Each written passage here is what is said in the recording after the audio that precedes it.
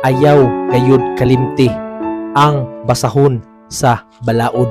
Kinahanglan tun-an mo kini adlaw ug gabii, ug pag kinabuhi sumala sa nahisulat niini, ug magma uswagon ka.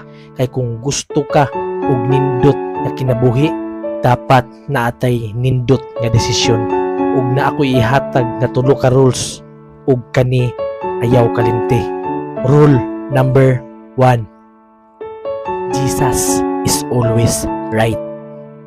Rule number 2: human is always wrong.